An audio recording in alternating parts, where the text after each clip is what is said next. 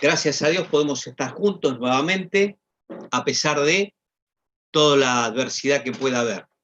Gracias a Dios estamos juntos. Les invito a ver un breve video. Hoy vamos a hablar de la alimentación de los 5.000. Esto es el Evangelio de Juan, capítulo 6, versículos 1 al 15. Son 15 versículos, pero llenos de acción, un milagro tremendo, mucha gente. El Señor Jesucristo se glorifica, pero vamos a graficarlo ya que tenemos la posibilidad de que hermanos recreen los pasajes bíblicos. Así que, Totito, adelante por favor con el video.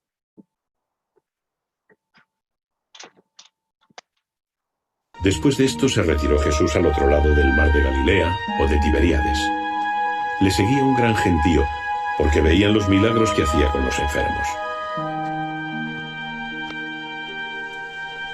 Subió Jesús a un monte y se sentó allí con sus discípulos. Estaba cercana la Pascua, la fiesta de los judíos. Levantando Jesús los ojos y viendo venir hacia él una gran muchedumbre, dijo a Felipe: ¿Dónde compraremos panes para que coman estos? Lo decía para probarle, pues él sabía lo que iba a hacer. Felipe le respondió: 200 denarios de pan no bastan para que cada uno tome un poco. Le dice uno de los discípulos, Andrés, el hermano de Simón Pedro: Aquí hay un muchacho que tiene 5 panes de cebada y 2 peces. ¿Pero qué es esto para tantos? Jesús dijo: Haced sentar a la gente. Había mucha hierba en el lugar. Se acomodaron pues los hombres, como unos 5.000. Tomó entonces Jesús los panes. Oh Padre, Señor del cielo y la tierra, gracias por tu generosidad. Amén. Y después de dar gracias, los distribuyó entre los que estaban sentados.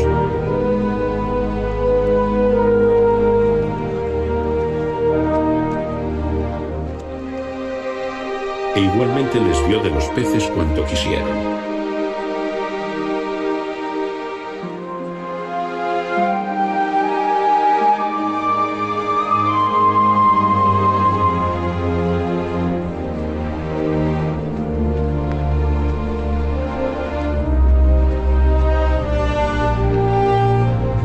Cuando se saciaron, dijo a sus discípulos: Recoged los trozos que han sobrado para que nada se pierda. Los recogieron y con los trozos de los 5 panes de cebada que sobraron a los que habían comido, llenaron 12 cestos. Al ver aquellos hombres la señal que Jesús había realizado, decían: Este es ciertamente el profeta que había de venir al mundo. Pero Jesús, dándose cuenta de que iban a venir para llevárselo y proclamarle rey, se retiró de nuevo al monte él solo.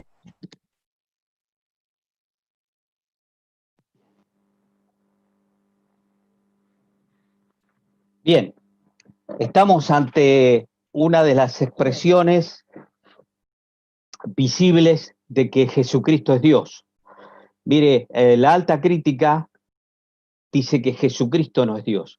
El Evangelio de Juan dice que ¿quién es el anatema? ¿Cuál es el pecado imperdonable? No confesar, no creer que Jesucristo ha venido en carne. ¿Se escucha bien? ¿Sí? ¿Más arriba? Se escucha bien. Gracias. No creer que Jesucristo haya venido en carne. ¿Y por qué sucedió esto? Porque en la mente, en los planes, en la arquitectura mental de Dios, le plujo que esto sea así. Desde la eternidad, desde el mundo de los espíritus, el Espíritu Santo engendró en el vientre de María un bebé. Toma la carne de María, es el Espíritu Santo, nace el Señor Jesucristo. Por eso Juan 1:10 dice: y vimos su gloria. Vimos su gloria. Gloria es la expresión de los atributos divinos. Dios caminó entre los hombres y los hombres que estuvieron cerca de él no quedaron iguales. Los sedientos quedaron saciados, los hambrientos quedaron llenos, los ojos quedaron superados en sus expectativas, los cojos salieron andando, los mancos pudieron recuperar la mano, los ciegos pudieron recuperar la vista, el corazón de aquellos desolados volvió a latir con esperanza. Es que Cristo Jesús, Dios venido en carne, caminó entre nosotros. Y qué tremenda ha sido la visita de Cristo, que hoy, 20 siglos más tarde, seguimos hablando de Él. Y es tan fresco su énfasis que sin Él la vida no tiene sentido. Cristo en la vida es todo. Cristo en la vida es la respuesta a las más profundas necesidades del ser humano. Sin Cristo, la experiencia bajo el sol es solo un signo de pregunta. Con Cristo en el corazón hay plenitud. Bien, dice el texto, después de esto. Bien, cuando preguntamos después de esto, es cuando él cura al paralítico de Betesda. Después de un milagro tremendo como sucedió, se agolpaba la gente. La gente se reunía comparando, salvando las distancias. ¿Vieron cuando gente discute, cuando hay un choque, cuando hay un asalto, cuando viene la policía o la ambulancia? Cuando sucede algo en la sociedad fuera de lo normal, para los periodistas eso es noticia, que ocurra algo fuera de lo común. Y para la gente del barrio es una oportunidad para salir a mirar. Bueno, el corazón del hombre es inquieto, es curioso desde siempre. Entonces todos salían a mirar y le preguntaban, pero ¿cómo hizo? Pero ¿cómo pudiste volver a recibir la vista? ¿Quién fue? En algunos casos no sabía, hasta que lo reconoce más tarde y le dice, yo soy el que te sanó. Bien, aquí dice la Biblia, capítulo 6, verso 2, y le seguía gran multitud porque veían las señales que hacía. Gran multitud. Ahora, no fue el plan de Jesucristo, aunque parezca contrario. No fue el plan de Jesucristo que lo sigan multitudes. Ahora lo vamos a ver. Dice, y le seguían gran multitud porque veían las señales que hacía en los enfermos. Entonces subió Jesús a un monte y se sentó allí con sus discípulos. Y estaba cerca la Pascua, la fiesta de los judíos. Aquí estamos situados en el calendario en el mes de abril. Este milagro está ocurriendo en abril. La Pascua es el 14 de Nisan, casi a la mitad del mes de abril. Y dice 5, cuando alzó Jesús los ojos y vio que había venido gran multitud. Hermanos, ustedes y yo no tenemos que preocuparnos porque venga gran multitud. Tenemos que preocuparnos por agradar a Dios. Jesucristo, el relator evangélico, dice, le seguía gran multitud. Y Jesucristo no había mirado eso, aunque él lo sabía porque es Dios. Pero en el verso 5, cuando alzó los ojos y vio que había venido a Jesús, que había venido a él, gran multitud. O sea, no debemos ir por lo secundario, buscando multitudes. Debemos ir por lo primario. ¿Qué es lo primario? Agradar a Dios. Saber que estamos viviendo acorde a como Dios quiera. Y Él nos va a sorprender trayendo multitud. Pero si yo me enfoco en la multitud, me voy a frustrar, porque la mira de Dios, el enfoque de Dios, es que veamos a Cristo. Y él dijo, y si yo fuere levantado en alto, a todos atraeré a mí mismo. Debemos levantar en alto a Cristo. Hebreos 12, puestos los ojos en Jesús, el autor y consumador de la fe. Dice, y si yo fuere levantado en alto, dice, a todos atraeré a mí mismo. A veces la gente busca multitud. Bueno, Cristo buscó agradar al Padre. Y cuando levanta la cabeza, ve una multitud. Y dice el relato, dijo a Felipe, usted sabe que Cristo conocía al dedillo exactamente, minuciosamente, acabadamente a sus discípulos. Dijo a Felipe, ¿de dónde compraremos pan para que coman estos? nosotros vamos a ver ahora por la respuesta de Felipe a dónde apunta el maestro. Pero esto decía para probarle, porque él sabía lo que había de hacer. Aquí hay una perla de gran precio. Jesucristo siempre sabe lo que va a hacer. De golpe te dan la noticia que tenés cáncer. ¡Wow! ¡Qué desagradable! Quiero decirte que Jesucristo sabe qué va a hacer. De golpe te quedas sin trabajo. Quiero decirte que Jesucristo sabe qué hacer. De golpe alguien te traicionó. Jesucristo sabe qué hacer. Y la Biblia dice que él le preguntó a Felipe para probarle. Hay cosas que suceden en la vida que son pruebas.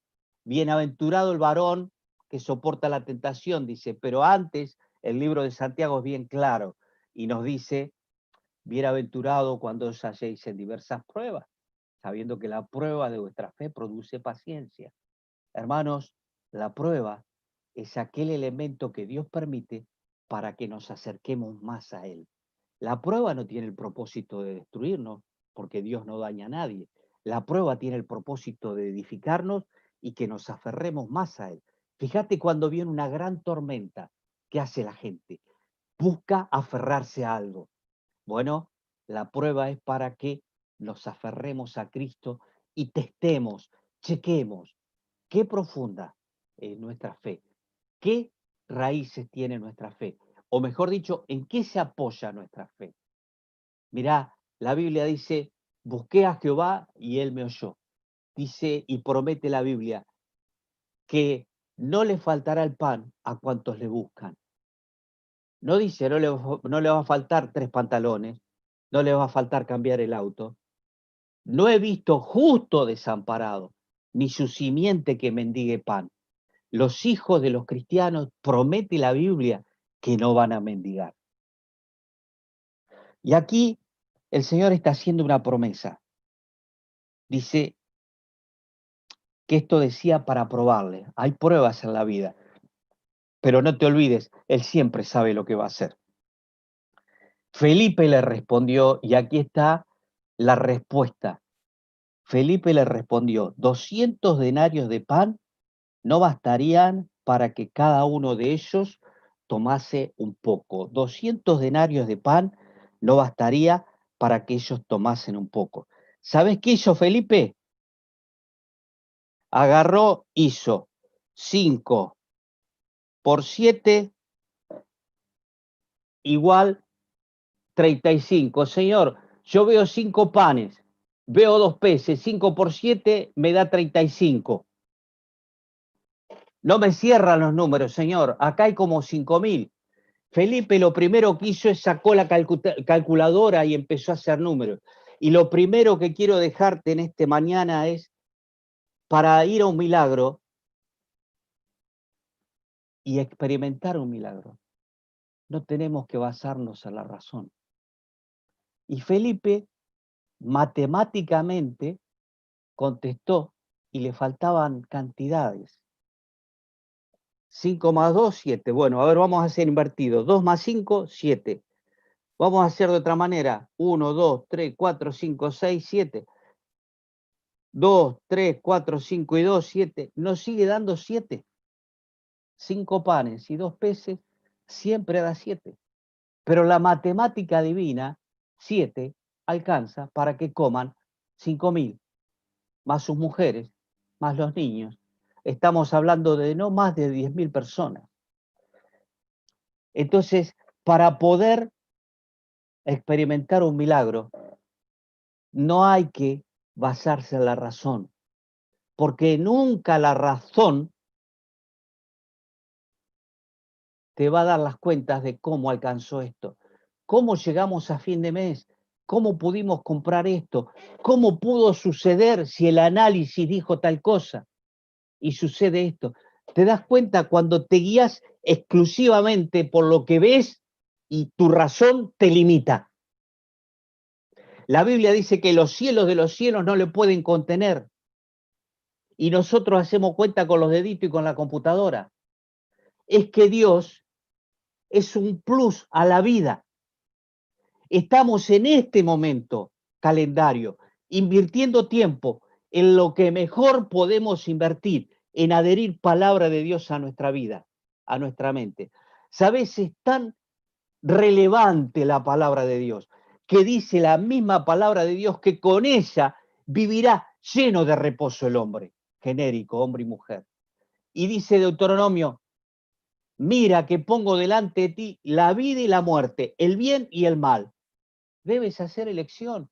Cada uno debe tomar la decisión para sí. ¿Qué voy a dejar que guíe mi vida? ¿Qué trascendencia le voy a dar a la palabra de Dios? E insiste ahí en Deuteronomio diciendo, porque no es poca cosa, es vuestra vida. Si prestares atención a todas las palabras que yo os prescribo hoy.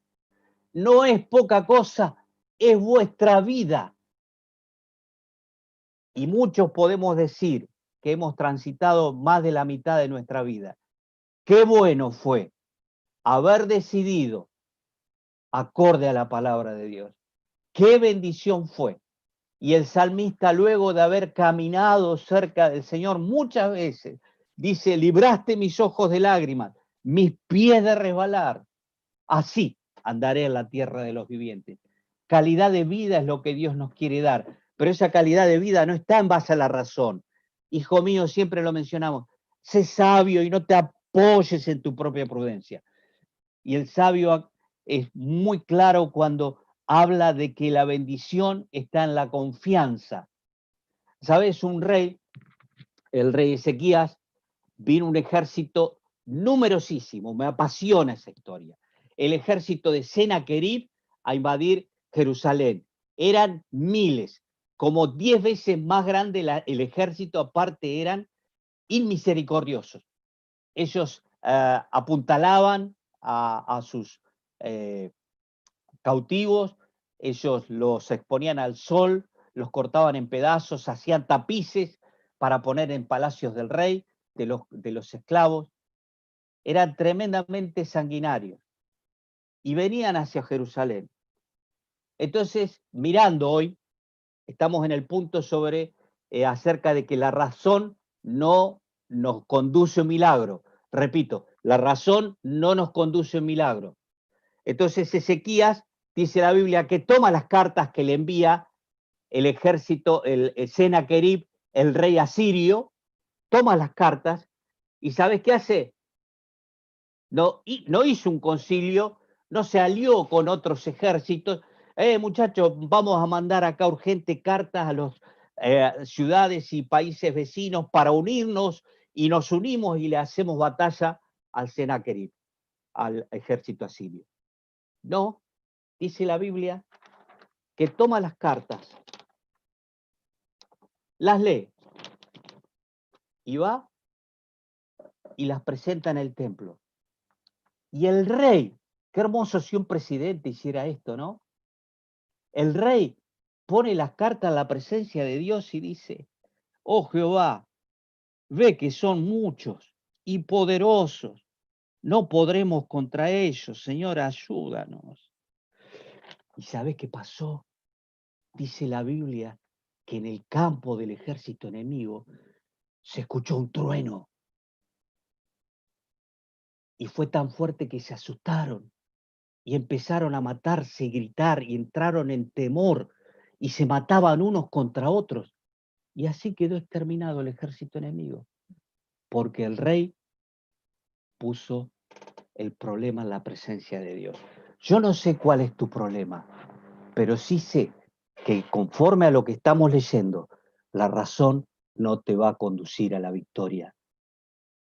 El Señor le preguntó, Felipe, ¿cómo vamos a hacer para que coman estos 5.000? Y Señor, no me dan los números. 200 denarios de pan no bastarán. No me dan los números, Señor. No me cierran las cuentas, diríamos acá en Argentina. Quiero comprar este auto, pero no me cierran las cuentas. Mirá, para ver un milagro, no tenemos que guiarnos por las cuentas, por los recursos, por la razón. Pero, 8, uno de sus discípulos, acá entra otro en escena, ¿no? Felipe es el que hacía cuenta. 200 denarios de pan no bastarán para que cada uno de ellos tomase un poco. Estamos en el horno. Nos equivocamos de empresa. Pero surge otro. Felipe es el de la razón. Acá viene el verso 8. Uno de sus discípulos, Andrés, hermano de Simón Pedro, le dijo: aquí está un muchacho que tiene 5 panes de cebada y 2 pececillos. ¿Más? ¿Qué es esto para tanto? ¡Wow! 5 panes y 2 peces. Y de vuelta, acá hay recursos. Señor, tenemos algo. 5 panes y 2 peces. 5 panes y 2 peces. Y no alcanza. Es que los recursos para hacer la obra de Dios no tenemos que medirlos humanamente. Y acá tenemos la lección. Señor, tenemos 5 panes y 2 peces. 7. ¿Correcto? 7 elementos. Con 7 elementos, ¿podemos dar de comer a más de 10.000? No. Así que cuando queramos servir a Dios y soñar grandes propósitos para Dios, no miremos las 2 bolsas de cemento y las 2 palas y los 4 que somos. Miremos al Dios de los cielos y van a suceder milagros. Mirá, ¿están sentados? ¿Sí o no? Sí. Bueno, venimos orando por el hospedaje universitario, ¿no es cierto? Me llama un hermano el viernes. Hola, sí, ¿tenés un momento? Sí, este es un hermano que se interesó en hacer arreglar la parte del piso de abajo. Digo, les voy a dar la noticia el domingo. Y orábamos, porque no es problema nuestro cómo terminar el hospedaje universitario. Me dice este hermano, mirá, estuve hablando con 2 matrimonios más. Empezamos un proyecto en Salta. De Salta, el gobierno nos aprobó un terreno. Estamos construyendo una escuela. Y queremos invitarte a que ores, si estás de acuerdo, para terminar el hospedaje universitario, para que los chicos de Salta vengan a estudiar a Capital. ¿Me escucharon? Un grupo de hermanos está orando aquí en Buenos Aires. Ya empezaron a construir, tengo el videíto. Y cuando termine la secundaria, de acá a unos 5 años, van a empezar a mandar jóvenes a que vengan a estudiar la universidad, radicándose en Monroe. Señor, nos exceden la necesidad, nos faltan recursos, pero si es tu plan, por fe debemos decir, amén, Señor, está hecho. Así que sigamos orando para que este plan se concrete y pueda ser una realidad. ¿Te das cuenta cómo el Dios de los milagros del pasado está presente hoy? Como me encanta como Walter ora. Señor, pensamos en el techo, no teníamos plata. Señor, pensábamos en el fondo, ve al pollo, dice, no teníamos, no juntábamos ni el triangulito de la red, no teníamos reflectores, y Dios es más que suficiente, pero a Dios no debemos manipularlo, porque Él se da cuenta. A Dios debemos ir con las necesidades concretas, y Él obra milagros. Y dice la Biblia, verso 9, aquí está un muchacho que tiene 5 panes de cebada y 2 pececillos. ¿Más qué es esto para tanto? Por favor, ¿alguien puede opinar breve? No se me enganchen, porque yo sé que vivía en tal calle y por ahí era rubio, por ahí era hermano. No. ¿Qué edad? Por favor, una respuesta concreta. Piensa que tendría el chico que tenía los 5 panes y 2 peces.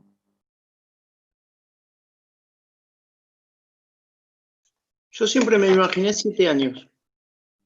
Bien. ¿Alguien más?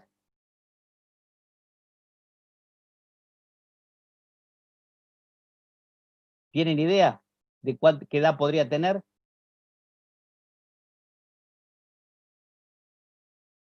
Me imagino que debía ser menor a la edad que consideraban los judíos un adulto, no sé, 11, 10 años.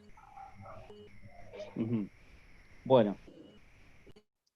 Yo le pongo 12 años. 12 años le pongo. Bueno.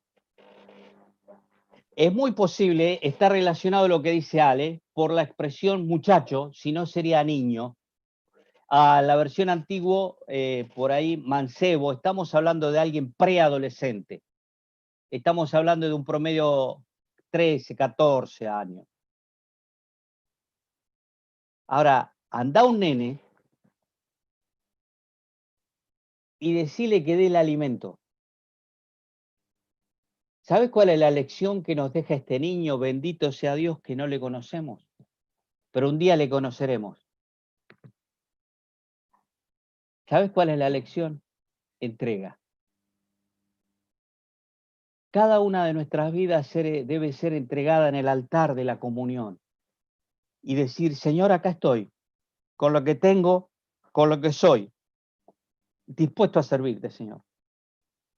Pero si tus prioridades no son las prioridades de Dios, el tren de la obra de Dios va a seguir su viaje y vas a perderte ver milagros.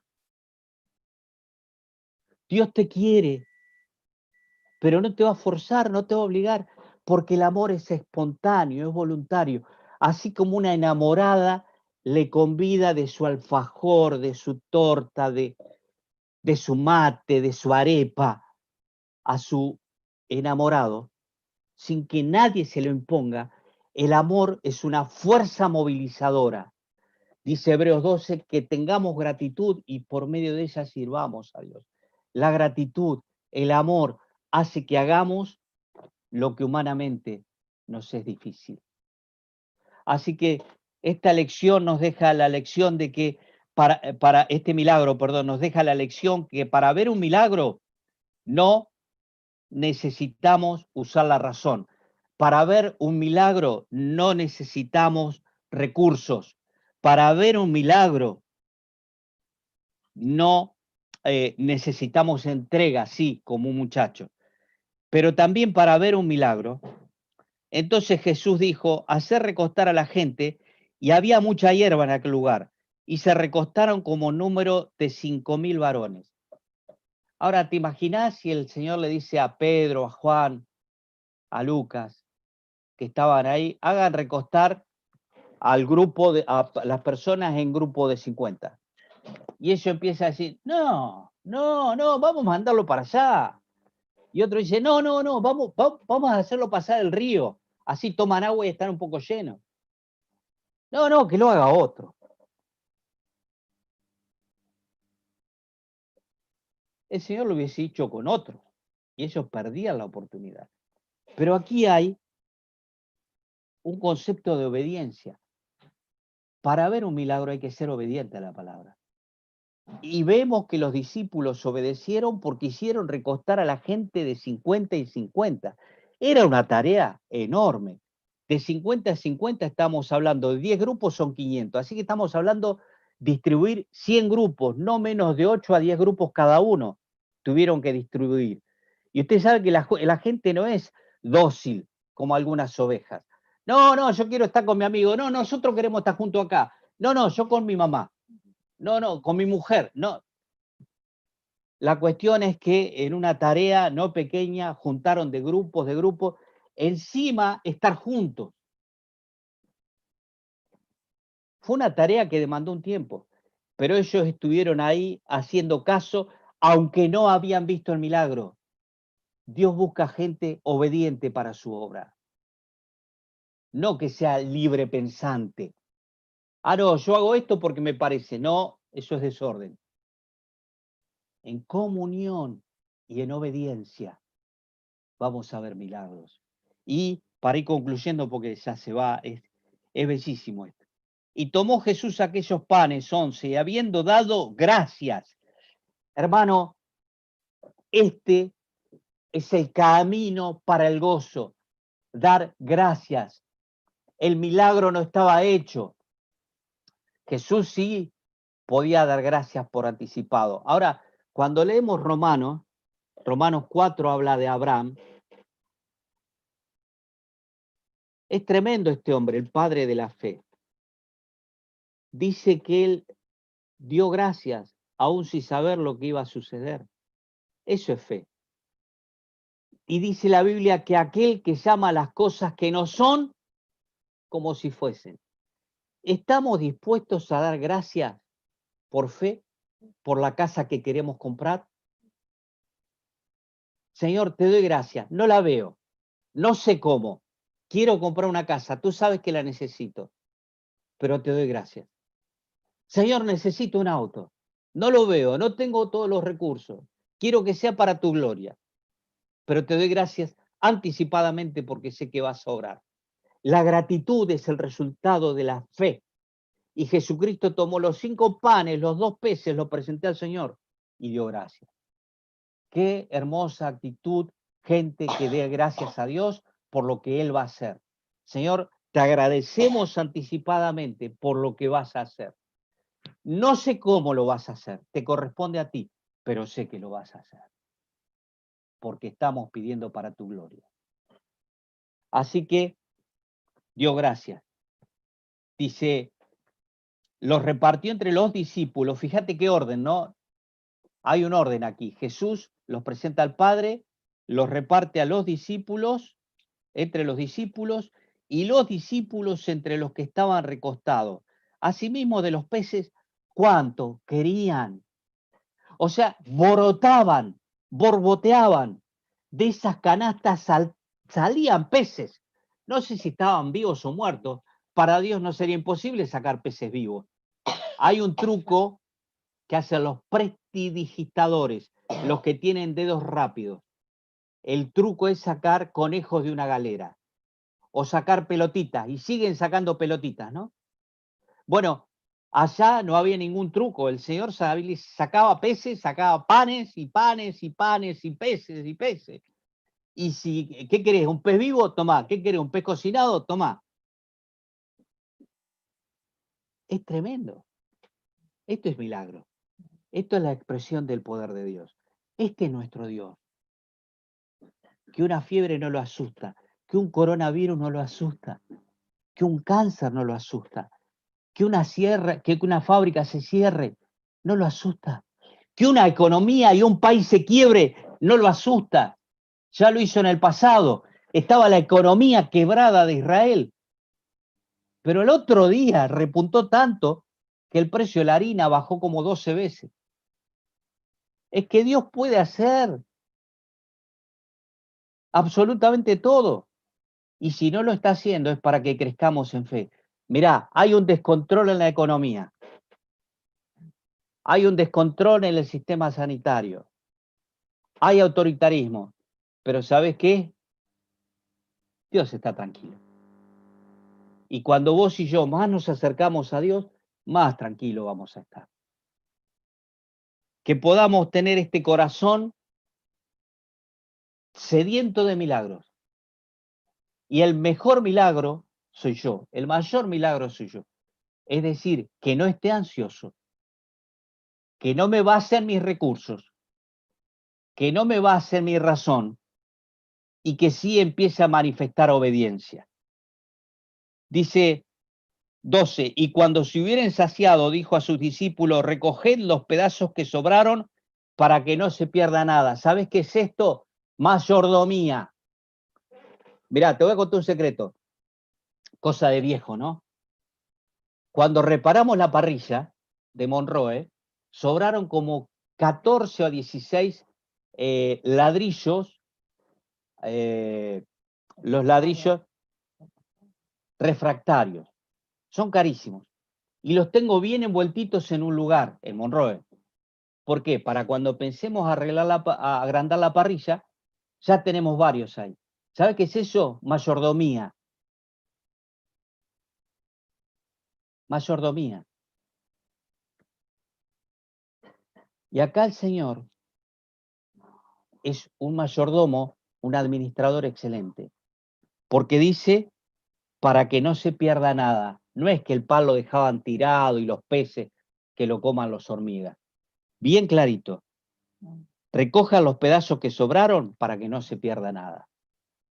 Eso es, no es ser tacaño, es administración. ¿Mm? Bien. Y aquellos hombres entonces, viendo la señal que había hecho, dijeron, este verdaderamente es el profeta que había de venir al mundo. Pero entendiendo Jesús que iban a venir para apoderarse de él y hacerle rey, volvió a retirarse al monte solo. A Cristo, en un sentido, no le interesan las multitudes, no le interesa la alabanza humana. Él quería estar con su Padre.